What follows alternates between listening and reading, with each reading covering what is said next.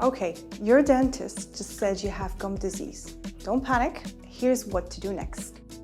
First, understand it. Gum disease means your gums are inflamed. So you either have gingivitis or periodontitis, which can lead to gum recession, bone loss, or even tooth loss if untreated. So you need to get expert care. If you've been diagnosed with moderate to severe gum disease, your dentist may make a referral to a periodontist who is a gum specialist. So they are trained to save teeth and protect the periodontal tissue or the gum tissue and the underlying bone.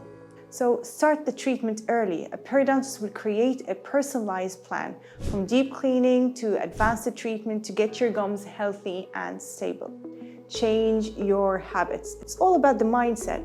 So brush twice daily with an electric toothbrush, clean between your teeth, and stay on a regular maintenance plan, because periodontal health, it means daily care.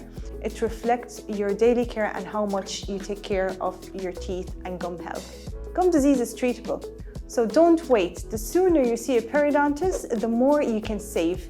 Book your consultation today with us here at Keystone Perio.